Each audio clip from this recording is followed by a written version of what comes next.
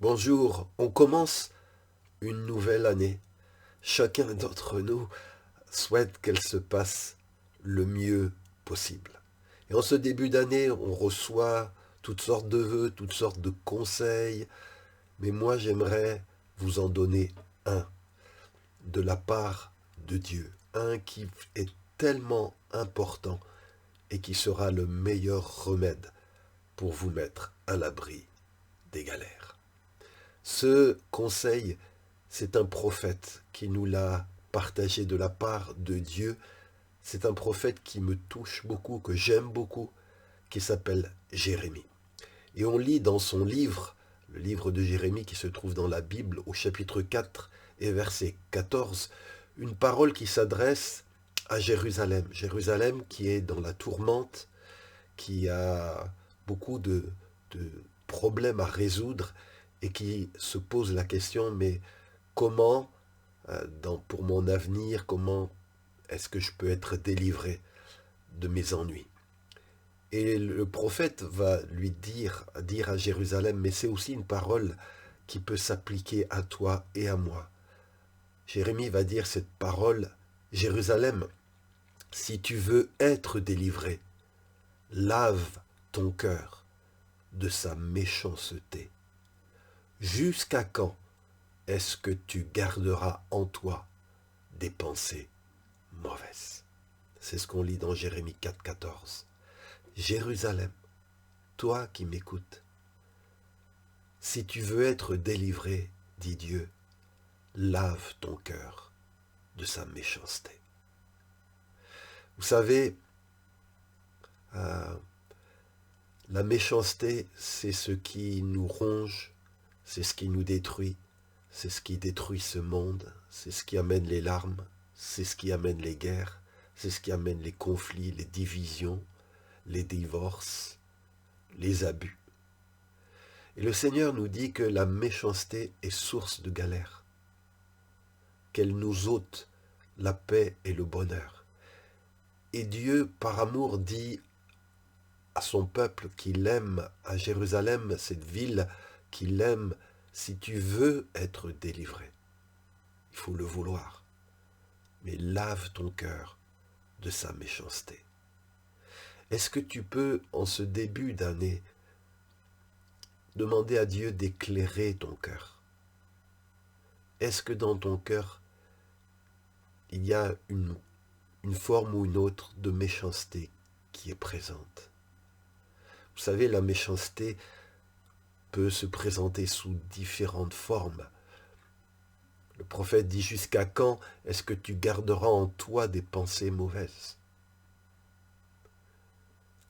Des mauvaises pensées contre un groupe, contre quelqu'un, contre un pays, contre quelqu'un de ta famille. Des pensées négatives, des pensées critiques, des critiques négatives, des pensées de rancœur, d'amertume, de vengeance. C'est une forme de méchanceté. Et le Seigneur connaît notre cœur. Parfois, on peut dire des paroles, meilleurs vœux dans notre bouche, mais dans notre cœur, c'est tout autre chose. On n'aime pas vraiment cette personne, on ne lui souhaite pas vraiment de réussir et de bonheur, on lui en veut. La méchanceté, c'est quelque chose qu'il nous faut vraiment nous débarrasser. Et souvent, des fois, dans ma prière, je dis à Dieu, Seigneur, je veux aucune trace de méchanceté dans mon cœur. Oui, Seigneur, oui. J'ai des raisons d'en vouloir à telle ou telle personne. Oui, Seigneur, telle ou telle personne m'a déçu, m'a fait mal, m'a trahi. Oui, j'aurais des raisons de vouloir me venger, de leur en vouloir, de garder rancune, de leur rendre le mal pour le mal, de les traiter de la manière dont ils m'ont traité. Mais tout ça, c'est comme si c'est une forme de méchanceté dans mon cœur.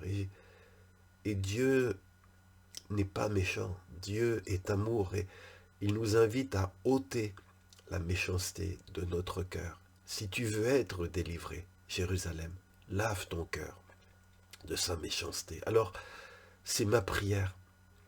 C'est ma prière pour moi. C'est ma prière pour toi qui m'écoutes.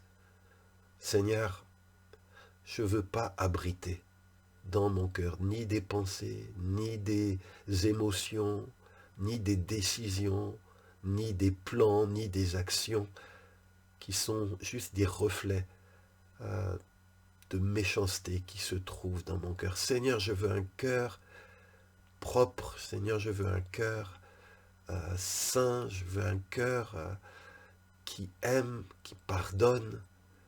Un cœur qui n'est pas contre, mais qui est pour toi, pour mon prochain, qui cherche son bonheur, qui passe par-dessus les offenses.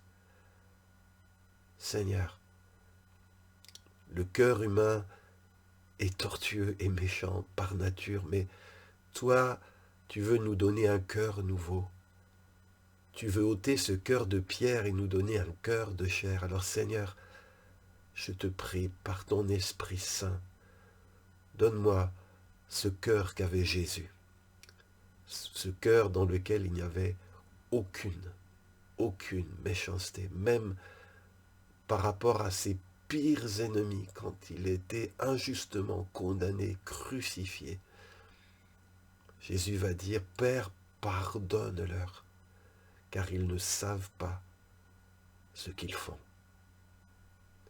Que Dieu te donne, mon frère, ma sœur, la force, il peut te le donner, parce que Jésus l'a fait sur la croix, et parce que tu peux tout par Christ qui vit en toi, il peut te donner la force de pardonner et d'aimer malgré.